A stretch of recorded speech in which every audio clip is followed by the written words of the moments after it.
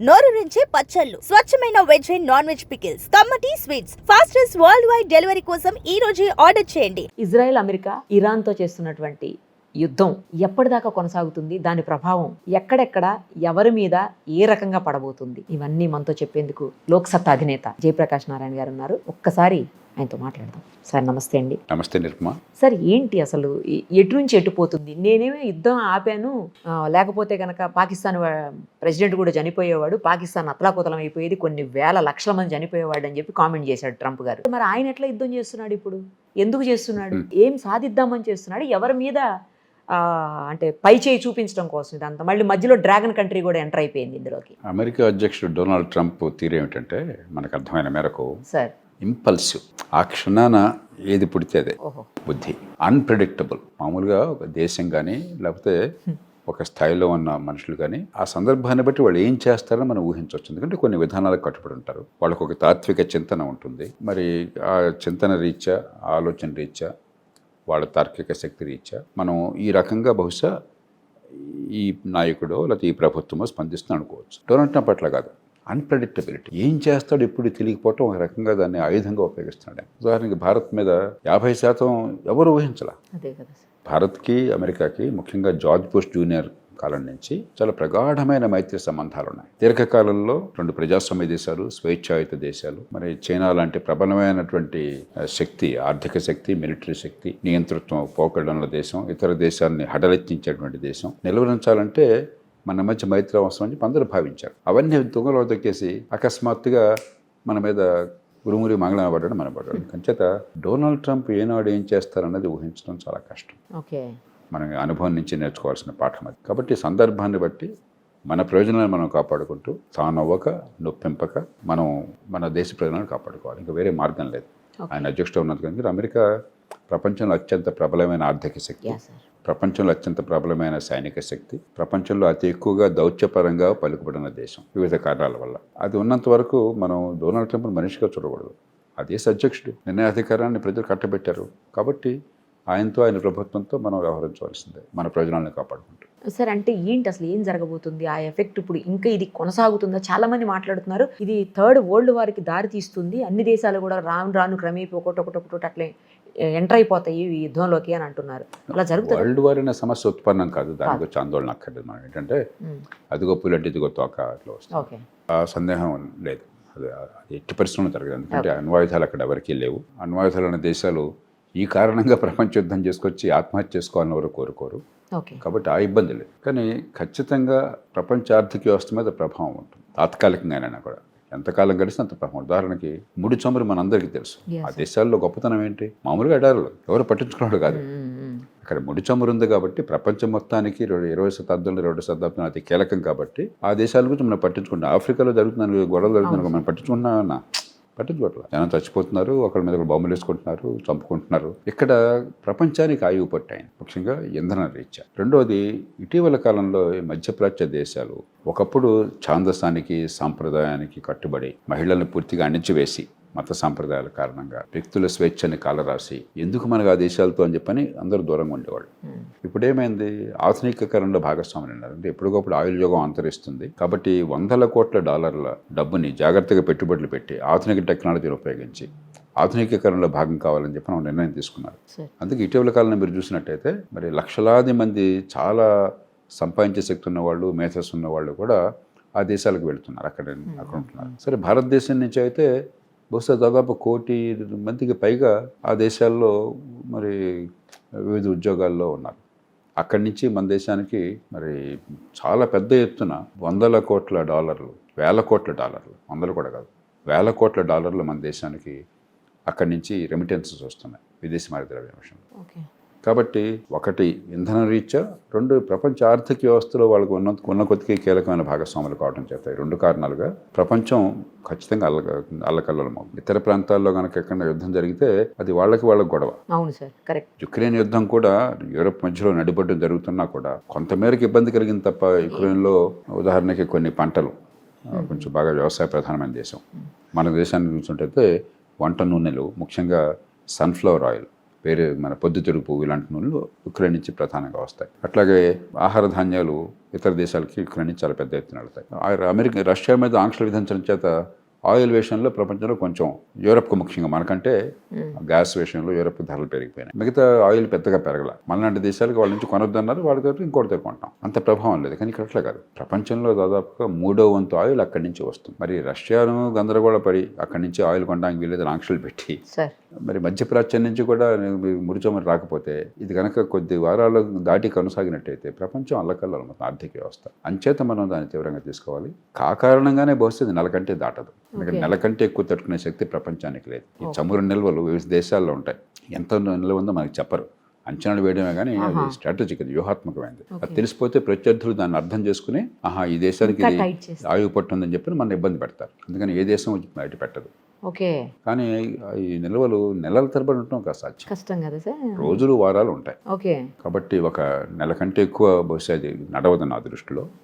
ఇప్పటికే కొంత ప్రభావం కనిపించింది. ఇప్పుడు కొత్తగా వచ్చిన వార్త ఏమిటి, వేళ అమెరికా ఇప్పుడు దాకా రష్యా నుంచి నువ్వు ముడి చమురు కొనొద్దన్నారు కదా, ఇప్పుడు ఒక నెల రోజుల పాటు ముడి చమురు రష్యా నుంచి మీరు కొనుక్కోండి అని చెప్పి వారు సడలించారని చెప్పిన వార్త వచ్చింది. అమెరికా ట్రెజరీ సెక్రటరీ అనుకుంటాను ఇప్పుడే ఒక కొద్ది గంటల క్రితం ప్రకటించారు. అంటే వాళ్ళకి అర్థమవుతుంది ఆయిల్ కొరత వల్ల ప్రపంచం ఎంత గందరగోళంలో పడుతుందని చెప్పిన విషయం అర్థమవుతుంది. అంచేత ఒక నెల కంటే ఎక్కువ గడవదు. అట్లాగే అమెరికా ముందు ఇజ్రాయెల్ ముందు ఇరాన్ బలాదూర్ వాళ్ళకి సైనిక శక్తి. కానీ ఆధునిక యుగంలో మీకు పెద్ద సైనిక శక్తి ఉండక్కర్లేదు ఇతరులను చికాకు పెట్టాలంటే.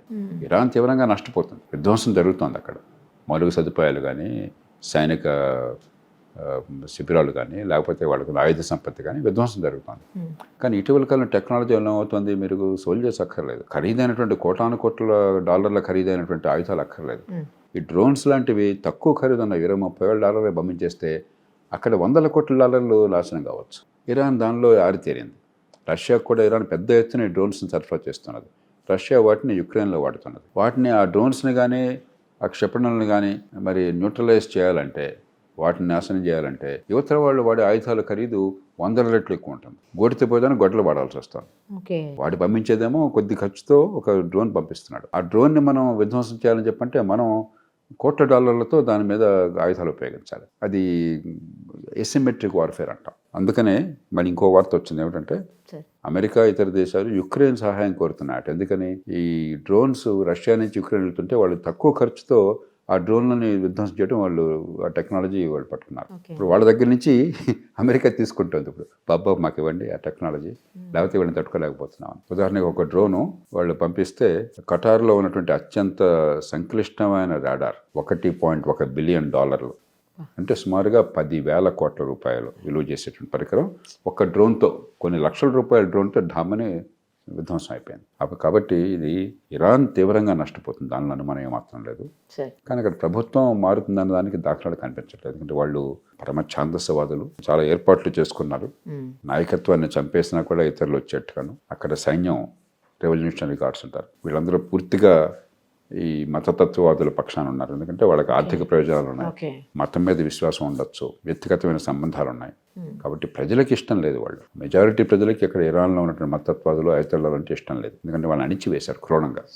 వాళ్ళ ప్రజల్ని వాళ్ళు పట్టున పెట్టున్నారు. 25-30 వేల మందిని కోసారు ఈ మధ్య 2 నెలల క్రితమే. అంతకుమునుపు ఆడపిల్లలు ఈ హిజాబ్ నుంచి కొంచెం జుట్టు కల్పిస్తుంటే అది పెద్ద పాపంగా పరిగణించి అన్నెంపునే ఆడపిల్లల్ని చంపేశారు. కాబట్టి ఇరాన్ సమాజంలో వాళ్ళకేమీ మద్దతు లేదు. కానీ వీళ్ళకి ప్రత్యామ్నాయంగా బలమైన సంఘటిత శక్తి లేదు. వీళ్ళని దింపేసి ఆ స్థానంలో వచ్చి పాలించడానికి అవకాశం కనిపించట్లేదు, దురదృష్టం కొద్ది. కాబట్టి నష్టపోయేది తీవ్రంగా ఇరాన్ ప్రజలు. మరి ఒక నెల పోయిన తర్వాత ఈ ఆర్థిక పరిస్థితుల వల్ల, ఎసిమెట్రిక్ వార్ఫేర్ వల్ల బహుశా నెల 15 రోజుల్లో, నెల కంటే ఎక్కువ కలపవచ్చు నా దృష్టిలో. యుద్ధం అమెరికా విజయం ప్రకటిస్తుంది. ఎందుకంటే ఇరాన్లో క్షిపణులను ధ్వంసం చేశాము, వాళ్ళ ఆయుధ శిబిరాలు ధ్వంసం చేశాము, ఆయుధాల కర్మాగారాలను ధ్వంసం చేశాము. కాబట్టి ఇరాన్ వల్ల మాకు ఏమీ పెద్ద ప్రమాదం ఉండదని చెప్పాను. అది వాస్తవం కూడా. ప్రధానంగా ఇరాన్ నుంచి అమెరికాకి, ఇజ్రాయెల్ కానీ 3 ప్రమాదాలు ఉన్నాయి. ఒకటి, అమెరికా అంతం కావాలి, ఇజ్రాయెల్ అంతం కావాలి. Death to America, death to Israel రోజు వాళ్ళ నినాదం అది అధికారికంగా. అది ఊరికే మాటలతో ఆకుండా మేము అణ్వాయుధాలు కూడా సేకరిస్తాము, అణ్వాయుధాలు ఉపయోగిస్తామని చెప్పని ఇజ్రాయెల్ని పూర్తిగా మట్టు పెట్టేస్తాం. అసలు ఇజ్రాయెల్ ఉనికి ఉండటానికి వీళ్ళని చెప్పిన వాళ్ళ వాదన. అణ్వాయుధాలను మేము రాకుండా చేశాము ఒకటి. రెండోది, వాళ్ళు ఏం చేశారు, 4 టెర్రరిస్టు ఉగ్రవాద ముఠాలని వాళ్ళు పెంచి పోషించారు. ఇదేదో రహస్యంగా కాదు. పాకిస్తాన్ లక్షల తోబాయిలా లాగా చేసినట్టు కాదు. వాళ్ళది పూర్తిగా వాళ్ళ ఆధీనంలో వాళ్ళే ఆయుధాలు సమకూర్చి డబ్బులు ఇచ్చి, ఆయుధాలు కూడా అంటే ఒక దేశానికి సైన్యానికి ఎంత ఆయుధాలు ఉంటాయో ఆ స్థాయిలో ఆయుధాలు ఇచ్చారు. హెజ్బుల్లా దగ్గర ఒక చిన్న దేశానికి ఉండే ఆయుధాలంతా మొత్తం పెద్ద ఎత్తున సైన్యంలాగా చేశారు ఒక టెర్రరిస్ట్ ముఠాన్ని. వీళ్ళందరినీ కూడా గత 2 ఏళ్ళు 3 ఏళ్ల పరిణామాల్లో చాలా వరకు దెబ్బతిన్నారు, ఇంకా దెబ్బతింటున్నారు. ఇప్పుడు ఉదాహరణకి లెబనాన్లో హెజ్బుల్లా మీద ఇజ్రాయెల్ దాడి చేస్తుంది. వాళ్ళు అనవసరంగా ఇజ్రాయెల్ మీదకి కాలు దువ్వారు. ఇలా వెంటనే కూడా మేము పూర్తిగా న్యూట్రలైజ్ చేశాము. ఇక ముందు death to America, death to Israel అనేటువంటి సిద్ధాంతంతో వాళ్ళు ఉండే అవకాశం లేదు. కాబట్టి మా ప్రయోజనాలు నెరవేరినాయి. అది కొంతవరకు వాస్తవం కూడా. కానీ సమస్య ఏమిటి? ఇరాన్ ప్రజలు. ఆ ప్రజలు కోరుకునేది మరి ఈ ఛాందస్సుల పాలన పాడకుండా ఈ రాక్షసులు పోయి కాస్త ప్రజాస్వామ్య ప్రభుత్వం రావాలి, స్వేచ్ఛ రావాలి, ఆధునికీకరణ కావాలి, ఆదాయాలు పెరగాలి, ప్రశాంతంగా బతకగలగాలని. ఆ వాతావరణం బహుశా ఉండకపోవచ్చు. ఇరాన్ ప్రజలు దురదృష్టవంతులు దీనిలో. కానీ ఎందుకు సార్ ఇరాన్ మరి తనకి అంత లాస్ అవుతుంది, అంత నష్టం జరుగుతుంది దేశానికి, ప్రజలకు కూడా తెలుసు, అయినా సరే ఎక్కడా తగ్గకుండా మేము అది చేసేస్తాం, ఇది చేసేస్తాం, మా దగ్గర ఇంకా బలం ఉంది, మమ్మల్ని ఎవరు కూడా కొట్టలేరు, మమ్మల్ని ఎవరు ఏం చేయలేరు, మేము చూసుకోండి, మీకు ఇంకా తీవ్ర స్థాయిలో మీ మీద అటాక్ చేస్తాం, ఇవన్నీ ఎందుకు మాట్లాడుతున్నట్టు? మరి దేశాన్ని ప్రేమించే వాళ్ళైతే అమెరికా అంత బలమైన శక్తి ఉన్న దేశం మీద రోజు కయానికి కాలుది మేమల్ని చంపేస్తాం, పొడి చేస్తాం అనరు. కానీ మత ఛాందసం పూర్తిగా నసాడానికి అంటినప్పుడు, ప్రజల మీద ప్రేమ లేనప్పుడు, మీ ప్రజల మీద ప్రేమ లేదు, మీరు నమ్మిన దేవుడి మీద ప్రేమ ఉంటే ఉండొచ్చు, అప్పుడు వాళ్ళు తర్కబద్ధంగా ఉండవు వాళ్ళ చర్యలు. ఉదాహరణకు ఒసామా బిన్ లాడెన్ ఉన్నాడు, అర్థం పర్థం ఉందా? తను పోయాడు, తన పిల్లలు పోయారు, కానీ ఆయన కూడా మేము జన్నత్ స్వర్గానికి వెళ్తున్నాం అని నమ్ముతున్నారు.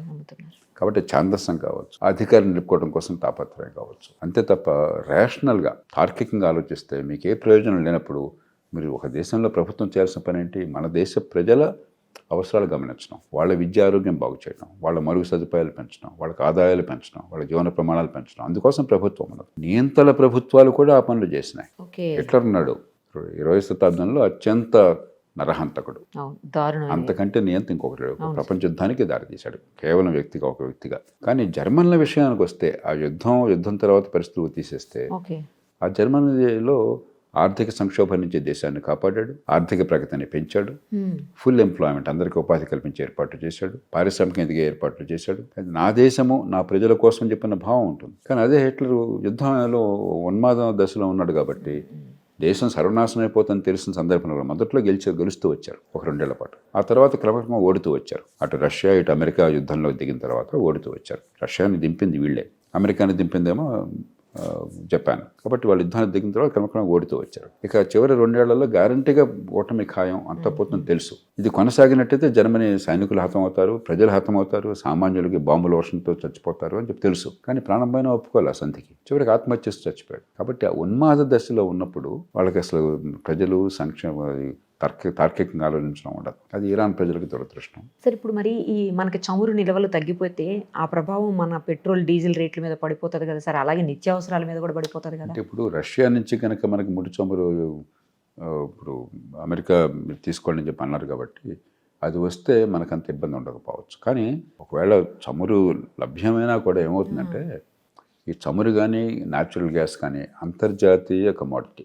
ఒక దేశంలో ఒక రేటు, ఇంకో దేశంలో ఇంకో రేటు ఉండదు. కాబట్టి ఇప్పుడు ఉదాహరణకు అమెరికా ఉంది, అమెరికాకి ఆ దేశంలో వాళ్ళ వినియోగానికి కావాల్సిన పూర్తి గ్యాస్ కానీ పెట్రోల్ కానీ వాళ్ళు సొంతంగా ఉత్పత్తి ఉంది అమెరికాకి, అసలు వాడి ఇబ్బంది లేదు. కానీ ధరలు పెరుగుతాయి, కొరత ఉండదు. ఎందుకంటే ఎప్పుడైతే ప్రపంచంలో ఈ సప్లై చైన్లో గందరగోళం వల్ల కొంత అస్తవ్యస్తం అయిపోయిందో ఆటోమేటిక్గా ధర పెరుగుతుంది. ధర పెరిగినప్పుడు దాని ప్రభావం అందరి మీద ఉంటుంది. కొంతకాలం పాటు మన వాళ్ళు ధర పెరగకుండా ప్రయత్నం చేస్తారు ప్రభుత్వం. ఈ పాటికి అమెరికా లాంటి దేశాల్లో ధర పెరిగి ఉంటుంది. అంతర్జాతీయ మార్కెట్ ధర పెరగగానే మీకు అక్కడ గ్యాస్ స్టేషన్లో ధర పెరుగుతుంది. మన దేశంలో ఏంటంటే ఆయిల్ పూల్ డెఫిసిట్ మొత్తాన్ని కూడా వాళ్ళే సవరించి ఏర్పాటు చేసి రిజర్వ్ పెట్టుకుంటారనమాట. అందుకని ఇది ప్రభుత్వం నిర్దేశిస్తుంటుంది రేట్లని. కాబట్టి ధర పెంచకుండా ప్రయత్నం చేస్తుంటారు కొంతకాలం పాటు. ఎంతకాలం చేస్తారు? ఆ డబ్బుని ఆ రిజర్వ్ అంతా పోతుంది, పోయిన తర్వాత నష్టాలు వస్తాయి. కాబట్టి ధర పెరుగుతుంది. అంచేత యుద్ధం కనుక కొన్ని వారాల పాటు కొనసాగినట్టయితే ధరలు పెరిగే ఇప్పటికే ధరలు పెరిగినాయి. ఒక దాదాపు $60-62 ఉండేది, ఇప్పుడు $83 వెళ్ళింది అంటున్నారు ఈ 4-5 రోజుల్లో, 5-6 రోజుల్లో. అదే గ్యాస్ అయితే దాదాపు 60-70% దాకా పెరిగినాయి అంటున్నారు యూరోప్లో. మనకి పెద్దగా గ్యాస్ అవసరం ఉండదు. ఆ దేశాలకు గ్యాస్ ప్రధానంగా వాళ్ళు విద్యుత్ ఉత్పత్తి చేయడం కానీ, లేకపోతే ఇళ్ల హీటింగ్ కానీ మొత్తం గ్యాస్ ద్వారానే వస్తుంది వాళ్ళకి. కాబట్టి అక్కడ గ్యాస్ కొరత అయితే చాలా గందరగోళం అవుతుంది. ఆయిల్ విషయానికి వస్తే వీళ్ళ దగ్గర నుంచి లేదు అంటే రష్యా నుంచి తప్పించి మనకి ఇంకా వేరే ఆల్టర్నేట్ లేదు అసలు. నువ్వు అమెరికా నుంచి తీసుకోవచ్చు. ఇప్పుడు ప్రపంచంలో చాలా దేశాలు ఉత్పత్తి చేస్తున్నాయి, కానీ అమెరికా చాలా వరకు వాళ్ళు ఉత్పత్తి చేసి వాళ్ళ అవసరాలకి మనకు వస్తుంది. అయినా కూడా కొంత ఎగుమతి చేస్తారు, కొంత దిగుమతి చేసుకుంటారు. మధ్యప్రాచ్యంలో ఇప్పుడు ఈ దేశాల్లో వాళ్ళ అవసరాలు మించి చాలా ఎక్కువగా ఇంటర్నేషనల్ ట్రేడ్ అయ్యేది, వాణిజ్యం ఉండేది ఈ దేశాల్లో. అలాగే రష్యా కూడా చాలా పెద్ద ఎత్తున ఉత్పత్తి చేస్తుంది. వాళ్ళ అవసరాలు పోగా వాళ్ళకి ఎక్కువగా అమ్మగలరు. కానీ రష్యా మీద ఆంక్షలు పెట్టేసరికి అది మార్కెట్లో లేకుండా పోయింది. ఇరాన్ మీద ఆంక్షలు ఉన్నాయి. ఇప్పుడు ఇరాన్ కూడా మంచి ఉత్పత్తిదారు, దాదాపు $2.3 మిలియన్ దాకా ఉత్పత్తి చేసేవాళ్ళు. అది పోయింది. కేవలం చైనాకి ఎక్కువగా సప్లై చేస్తున్నారు వాళ్ళు. కొంతమేరకు ఉత్పత్తి చేసేది కూడా రహస్యంగా, ఎందుకంటే వాళ్ళని ఆంక్షలు పెట్టారు కాబట్టి. వెనిజువేలా దేశం కూడా బాగా ఉత్పత్తి చేసే అవకాశం ఉండేది. అక్కడ కూడా ఆంక్షలు పెట్టారు ఈ మధ్య దాకా. ఇప్పుడు వెనిజువేలా అక్కడ రాష్ట్రపతిని బలవంతంగా ఎత్తుకుపోయారు కాబట్టి ఇక్కడ ఆయుతాలను చంపేసినట్టుగా ట్రంప్ గారు, అక్కడ వేరే ప్రభుత్వం వచ్చింది. ఇప్పుడు వెంటనే ఆయిల్ వెల్స్ ఓపెన్ చేయాలనుకుంటున్నారు. కానీ ఇదేదో మేట నొక్కేస్తే వచ్చేది కాదు, కొన్నేళ్లు పడుతుంది మళ్ళీ ఆయిల్ ప్రొడక్షన్ రావడానికి. దానికి పెట్టుబడులు కావాలా. ఆ పెట్టుబడి పెట్టేవాళ్ళు వెనిజువేలాలో ఎందుకు పెట్టాలా? వేరే చోట లాభం వచ్చే అవకాశం ఉంటే వెనిజువేలా కొంచెం ఖరీదైన అవుతుంది అక్కడ. అందుకని ఈ గందరగోళం ఉంటుంది ప్రపంచం అంతా కూడా. సంబంధం లేకపోయిన దుబాయ్, బహ్రెయిన్ లాంటి ప్లేసెస్లో కూడా రకరకాల ఇష్యూస్ వల్ల, అంటే మెయిన్లీ ఈ యుద్ధం ఇష్యూస్ తోటి రకరకాలుగా అంటే ఎయిర్పోర్ట్స్ క్లోజ్ చేయడం, లేకపోతే అక్కడికి వెళ్ళిన వాళ్ళు టూరిస్టులు ఇరుక్కుపోవడం, మన వాళ్ళు కూడా ఉన్నారు సార్ చాలా మంది. టూరిస్టులు సరే 1 కోటి మంది అక్కడ ప్రవాస భారతీయులు ఉన్నారు, అక్కడ పనిచేసుకుంటున్నారు. ప్రవాస భారతీయులు ప్రపంచంలో అతి ఎక్కువ సంఖ్యలో ఉంది మధ్యప్రాచ్యం. మన హైదరాబాద్ నగరం నుంచి కొన్ని లక్షల మంది ఉన్నారు, కేరళ నుంచి 10 లక్షల మంది ఉన్నారు. కాబట్టి వీళ్ళందరూ కూడా చాలా కష్టజీవులు. మరి వాళ్ళ జీవితాలను వాళ్ళు గౌరవప్రదంగా నడుపుకుంటున్నారు. మన సమాజానికి బోనంత మేలు చేస్తున్నారు. వాళ్ళు అక్కడి నుంచి డాలర్లు మనకు పంపించి వాళ్ళ కుటుంబాలను ఆదుకుంటున్నారు. కాబట్టి వాళ్ళ సంక్షేమ అవసరం. ఎందుకంటే ప్రధానమంత్రి గారు ప్రతి దేశాధినేతతో మాట్లాడి మా వాళ్ళని జాగ్రత్త చూసుకోండి చెప్తున్నారు. ఎందుకంటే 1.5 మందిని మీరు తీసుకురావాలన్నా కూడా విమానాలు వెళ్ళే అవకాశం. ఎందుకంటే విమానాశ్రయం ఓపెన్ చేస్తుంటే విమానాన్ని జరిగింది అనుకోండి, ఒక డ్రోన్ వచ్చి విమానం మొత్తం పోయాయి, మనుషులు చచ్చిపోయాయి. కాబట్టి ఇది ఖచ్చితంగా ఇబ్బంది కలగజేస్తుంది, ఆర్థికంగాను, రవాణా రీత్యాను, ఆయిల్ రీత్యాను. Thank you sir, thank you so much.